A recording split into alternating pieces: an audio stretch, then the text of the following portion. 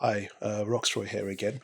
Um, I've just come back from, well, just had a physio session, and it's been really good, really, really good. I'm very grateful that I've had really good physios throughout my time. But I'll talk about that later.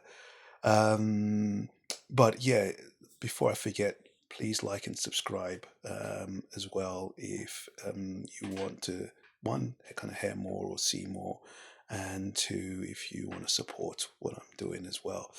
Um, yeah, just back to myself in the hospital. The hospital, just because I do go off to another hospital, is the Royal London Hospital. That's where I was.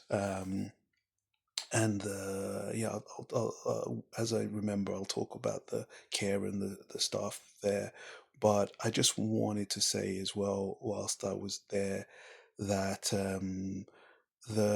I, you know, going back to the patients that were in there, it was a real mix of patients, some old, some young, but we all managed to get along, which was quite surprising. Um, but yeah, it was just it was an eye opener. I'll put it that way. The kind of people that I saw as I was there, um, there were people from all types of backgrounds. And the thing that stuck with me was just how sickness can affect you without even, all of a sudden, you're just on a path. I remember a family talking to about their their brother or son, or this guy that was really intelligent, and but he couldn't speak and he couldn't feed himself, he couldn't do anything, he was just completely immobile, and but he was apparently this really intelligent guy that, and it just made me just think to myself that, man, like when your health goes, everything goes. It doesn't matter what you have, but when your health goes, it's everything. Um, and so that was one of the things that I really wanted to make sure that I did when I came back out, was just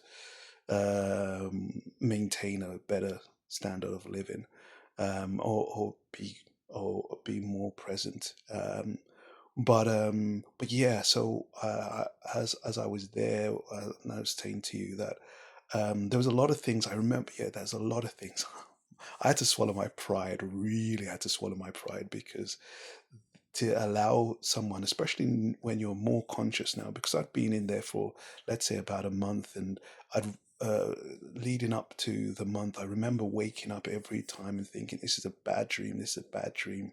I'm gonna get up out of it soon. I'm gonna wake up." And then after about a month, when I was like, "This is not a dream," um, and it was the embarrassment sometimes of having someone clean your private parts and everything, and you not being able to brush your teeth or to shower. And I remember, as soon as I was doing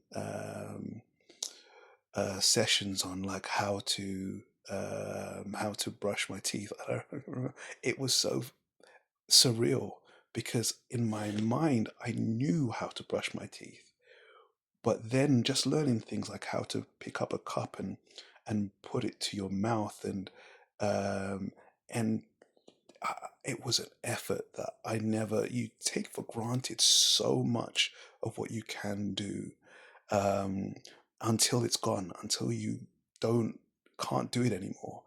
And it just made me really appreciate the little things again, being able to brush my own teeth, being able to pick up a cup, being able to pick up a spoon, anything like that, clean myself. It was just so immense at how difficult this stuff was, for me, and learning to do it again. And that's where I want to thank, like, all my speech and language therapists, um, the called, um, the physios, of course. There were, I had some great physios in hospital as well.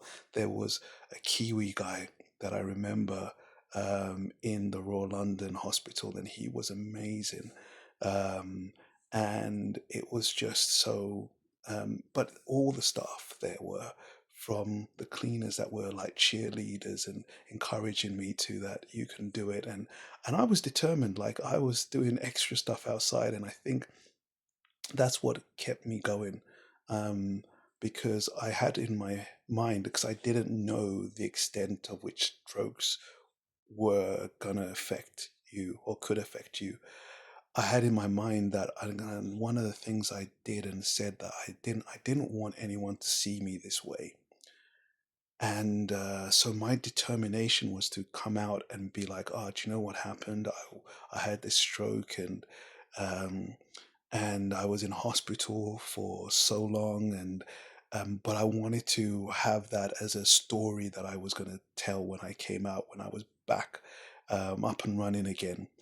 Um, and yeah, and so I was really determined outside of each of the sessions. I put in extra work, and I did, I was there um, in the hallways and doing lunges and doing one-legged stuff just to get myself more stable on my legs and hands and feet. But and falling over in back into the wheelchair, because yeah, at that point I was being wheelchaired around everywhere or on crutches.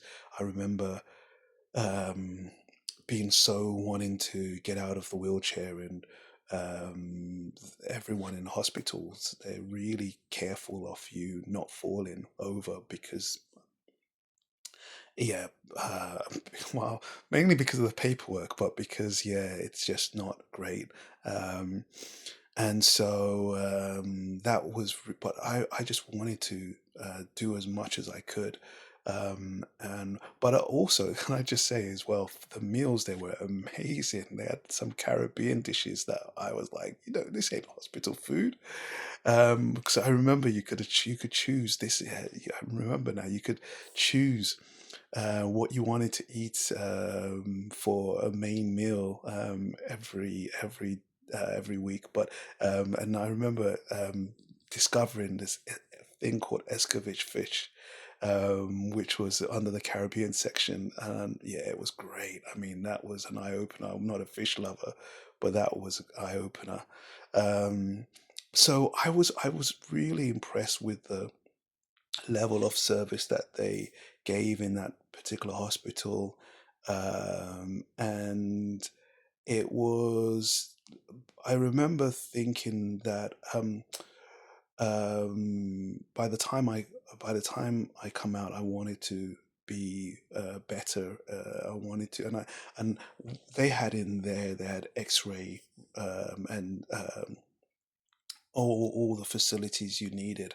But I remember occasionally, and I can't remember why in particular, but I would go off to another hospital for MRI scans, and when they used to put in like ink or black ink into your blood so that they could see where what's going on, um, and yeah, but it was, yeah, again, I'll say this all the time, but I was treated really well there.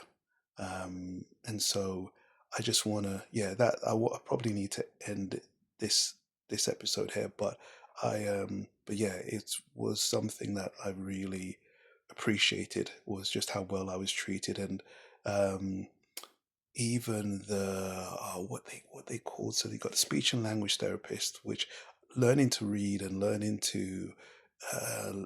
English again was like, I can't explain to you just because everything you know or you want to know, it all mumbled jumbled in your mind. And so even um, at that stage, I was still kind of like I felt like I knew what I wanted to say, but what I was saying was probably incorrect, and um, but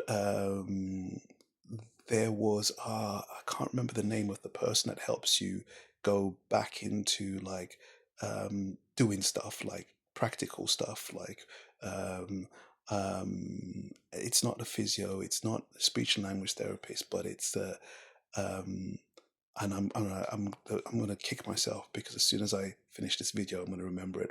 But look, it's already at 10 minutes, so I'm gonna stop there. But yeah, I will update you guys with a couple shorts later. Okay, take care. Bye.